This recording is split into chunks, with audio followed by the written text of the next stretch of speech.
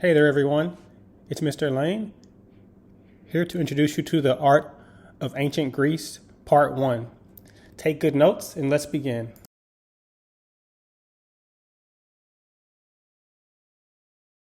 There's a movie called 300 about a Greek war between the Spartans and the Persians. Here's a trailer for you to watch.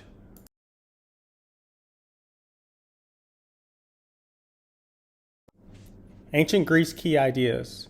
They had an interest in the human figure and the idea of perfection, which they believed was a gift from the gods.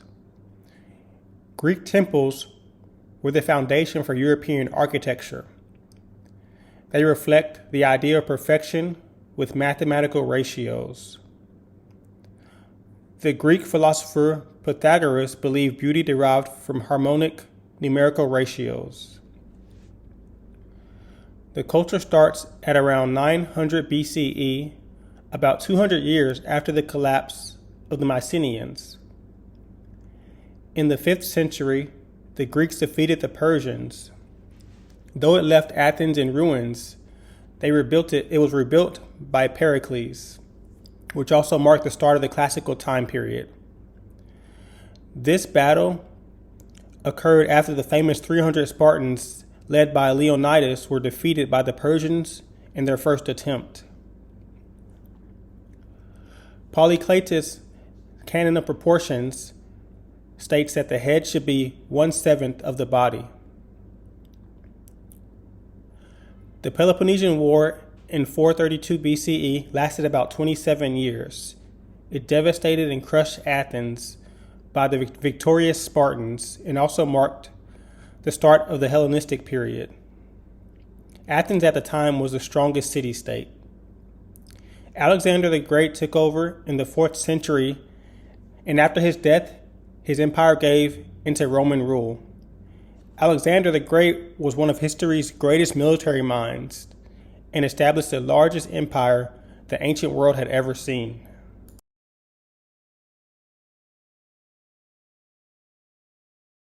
Here's a list of key terms that you will learn about throughout the lecture.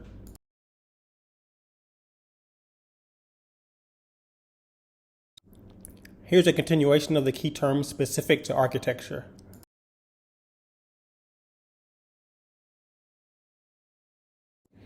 These are all the artworks you will learn about throughout this lecture.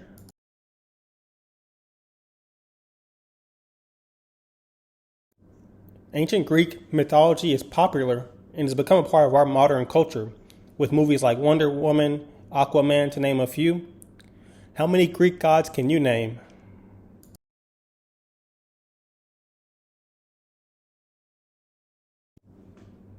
Here's a list of the more common characters from ancient Greek mythology.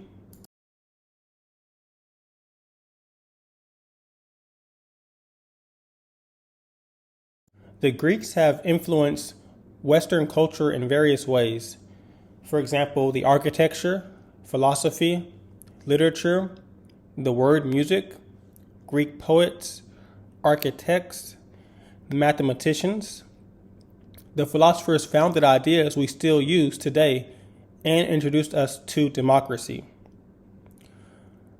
Our government today has been influenced by the government the Greeks had in Athens. However, this government was corrupt, and things were not so good for slaves and women. We owe great tribute to the Greeks. However, most of the Greeks lived in city-states that had slaves, and only men could hold citizenship.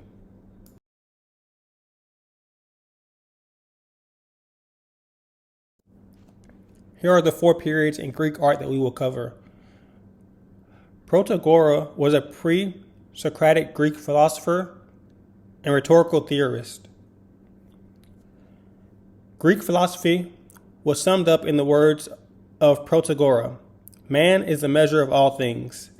This, combined with other philosophers' emphasis on rational inquiry and challenging the status quo, created a society of intellectual and artistic risk takers. The 4 periods that we will be covering include the geometric and orientalizing period, 900 to 600 BCE, the archaic period from 600 to 480 BCE, the classical period from 480 to 323 BCE, and the Hellenistic period from 323 to 30 BCE.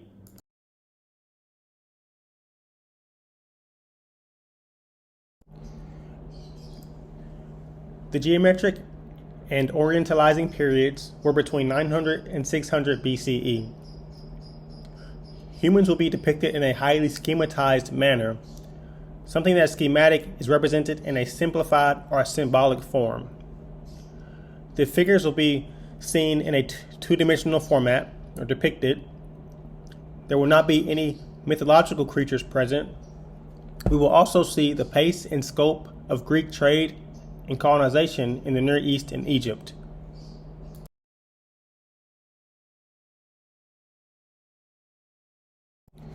Geometric crater from the Diplon Cemetery, Athens, Greece, 740 BCE, about 3 feet 4.5 inches high. A motif is a recurring fragment, theme, or pattern that appears in a work of art. Amphora is an example of what you see in front of us here, the vase. A two-handled jar with a narrow neck that was used in ancient times to store or carry wine or oils. This is a funerary crater featuring a mourning scene and procession in honor of the deceased. The bottom was open, perhaps so that liquid could be poured through the top as an offering for the deceased, or to drain water.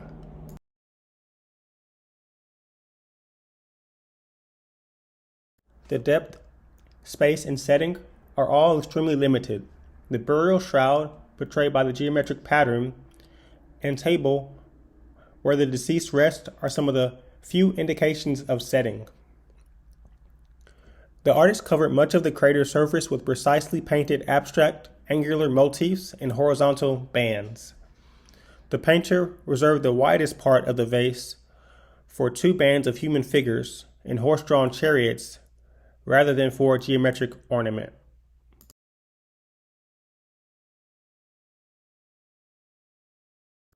Characteristics that fit this under the geometric period include the geometric shapes, like triangles, circles, and trapezoids, to name a few. Again, this piece was used to mark a grave site, so it had a funerary function. You see several of the figures who are mourning over the person who has died.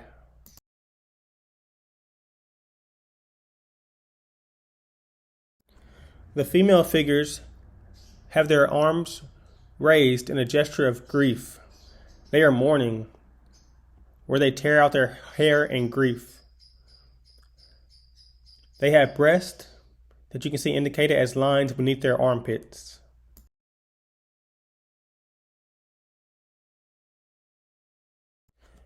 Registers are bands of decoration, as you can see here within the blue lines.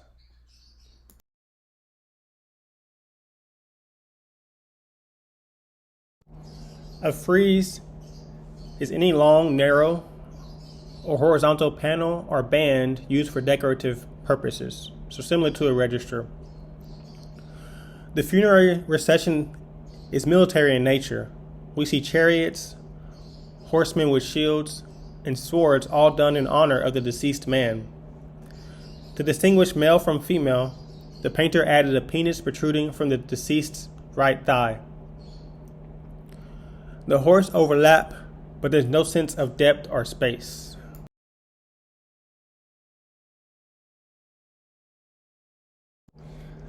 The archaic period was between 600 and 480 BCE. Notice how representation of the human face changes. It's more stylized, rigid, frontal. We see something known as the archaic smile, which is seen to express the sense of being alive. The emergence of the Doric and Ionic orders of architecture come about. Doric and Ionic orders are two different styles of architecture used in Greek temples, and received their names from the region in which they were most popular. The development and early influence relating to early Greek choros, which is male youth, and the chore, which was a female, young female. We'll see those also be represented. Archaic statues are the first to be sculpted to stand on their own.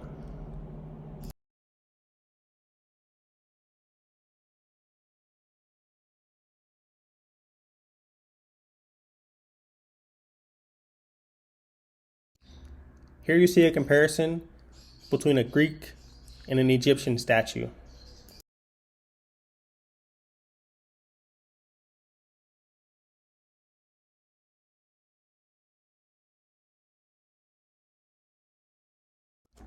The sculpture of the Choros fashioned the stance of his figure on Egyptian prototypes, as you saw on the image before. But the large eyes and prominent eyebrows were patterned after the sculptures of the Near East.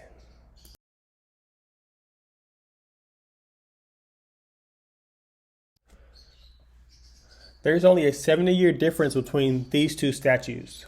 On the left, we have the New York Choros, and on the right, we have the Croesus. We'll talk about these two sculptures in detail here soon. Let's define a few terms. Naturalistic is described as a true-to-life style, which involves the representation or depiction of nature, including people, with the least possible distortions or interpretation. Choros means male youth. In the round, a type of sculpture in which the figures are presented in complete three-dimensional form and are not attached to a flat background. The Greeks' trading partnership with Egypt in the Near East, where merchants and artists were exposed to traditions of sculpture much older and bigger than their own. So you can see the clear influences. Known as choros, the Greek word for young man, the figure is just over 6 feet in height, carved from marble, and positioned in a striding pose copied from the sculptural formulas of Egyptian art. As did most Egyptian statues, the New York Choros also had a funerary function. It stood over a grave in the countryside of Attica, the region around Athens, possibly in the same cemetery as the later statue of the Croesus on the right.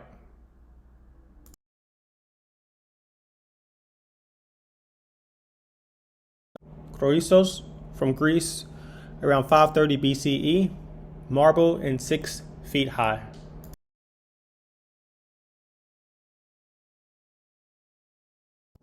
Here's another comparison between an Egyptian statue and the Choros figure, which, as you can see, the Choros figure is nude and liberated from the stone block.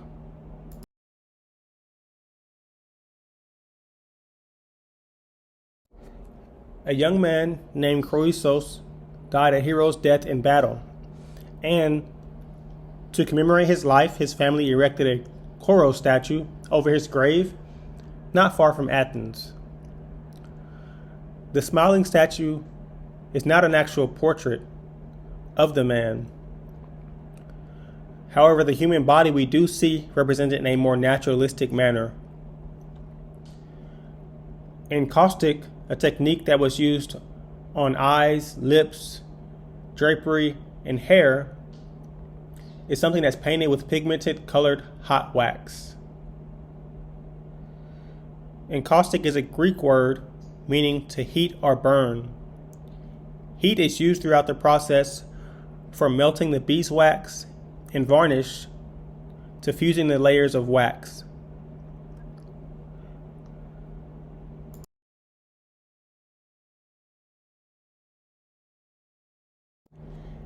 The unnatural stiffness is still present in this sculpture.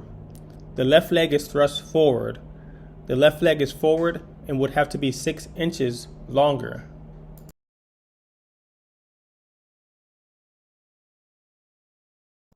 Peplos Kore from the Acropolis, Athens, Greece, 530 BCE, made from marble and 4 feet high.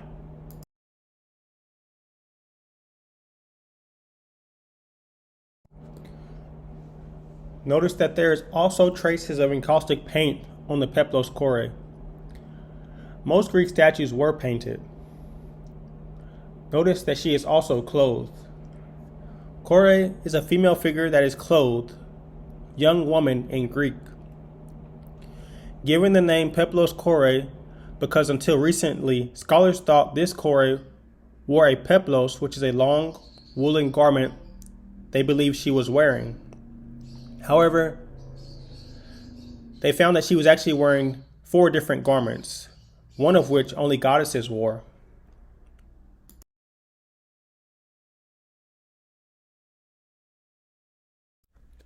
Not an offering to a god or goddess, but perhaps a goddess herself.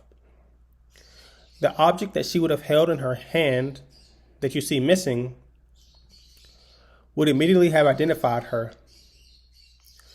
She could be the goddess Artemis, the goddess of the hunt, who's also seen carrying a bow and arrow, or the goddess Athena. Generally, offerings are made to the goddess Athena, but we're not too sure.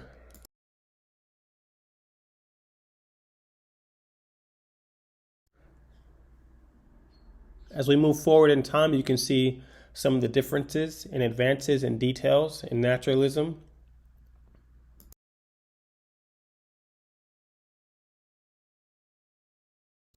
Classical period, 480 to 323 BCE.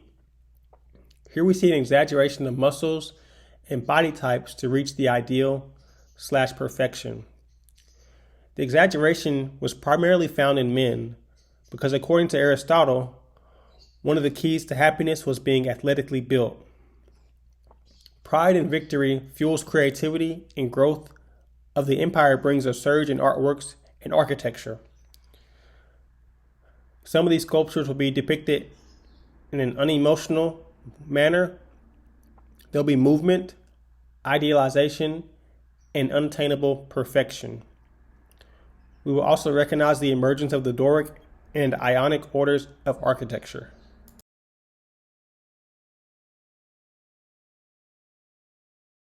Here's a video you can watch titled "Why Ancient Marble Statues Aren't Meant to Be Seen as White."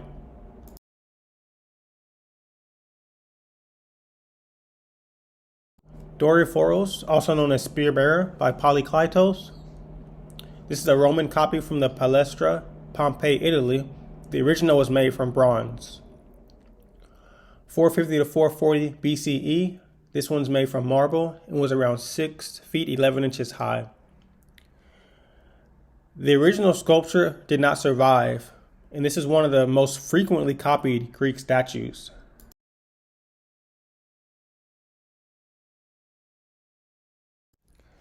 Polykleitos' prescription of the perfect statue. In his treatise, simply called the Canon, Polykleitos of Argos sought to define what constituted a perfect statue, one that could serve as the standard by which all other statues might be judged. How does one make a perfect statue? What principles guided the Greek master in formulating his canon? One of the most influential philosophers of the ancient world was Pythagoras of Samos, who lived during the latter part of the 6th century BCE. A famous geometric theorem still bears his name. Pythagoras also is said to have discovered that harmonic chords in music are produced on the strings of a lyre at regular intervals that may be expressed as ratios of whole numbers.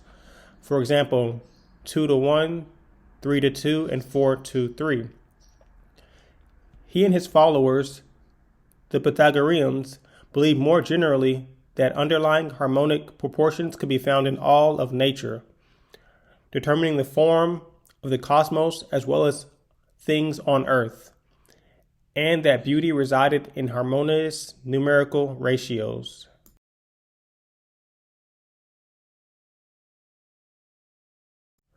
Following this reasoning, Polykleitos concluded that the way to create a perfect statue would be to design it according to an all-encompassing mathematical formula. The treatise in which the archaic sculptor recorded the proportions he used is unfortunately lost, but Galen, a physician who lived during the 2nd century CE, summarized the sculptor's philosophy as follows.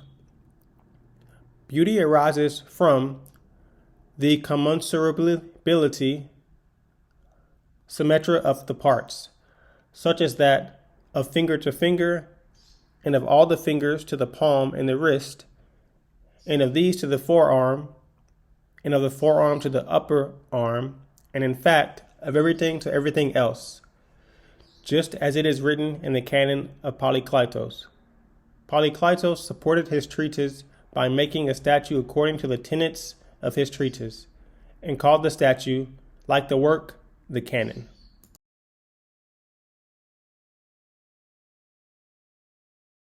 Contrapposto describes the stance of the human body in which one leg bears the weight while the other is relaxed. An asymmetry is created in the shoulder-hip axis. This is a natural, relaxed body pose. Also think of it as weight shift. Polykleitos sought to portray the perfect man and to impose order on human movement. He achieved his goals through harmonic proportions and a system of cross-balancing for all parts of the body.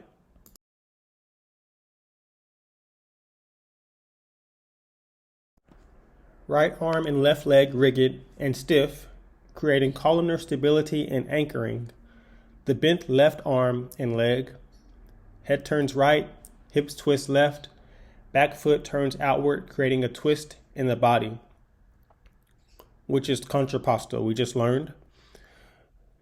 Describing again the weight of the body, which is resting on one leg, with the body realigned accordingly, giving the illusion of a figure in arrested motion.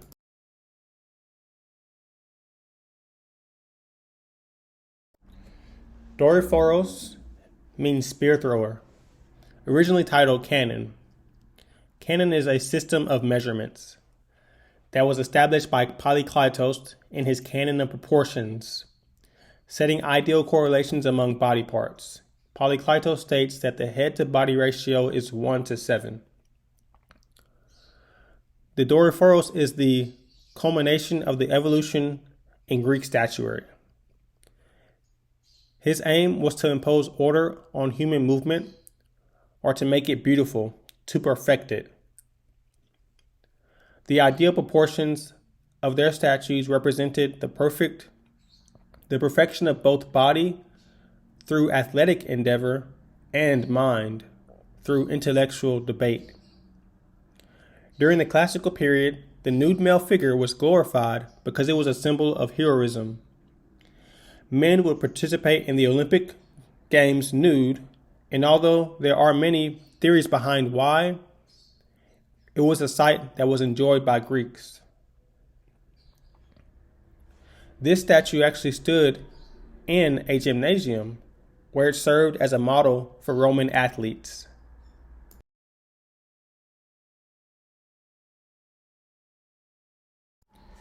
What differences do you notice between the bronze reproduction on the left and the Roman marble copy on the right?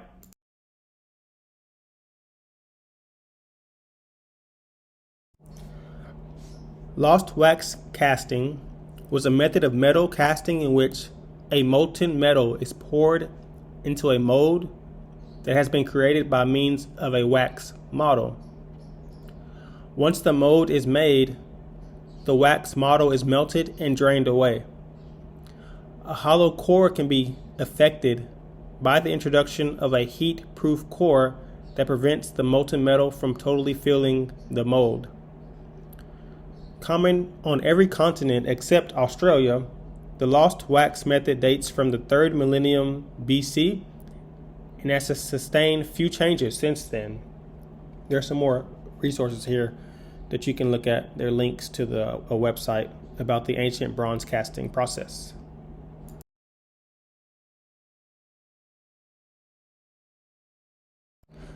Thanks for watching, everyone.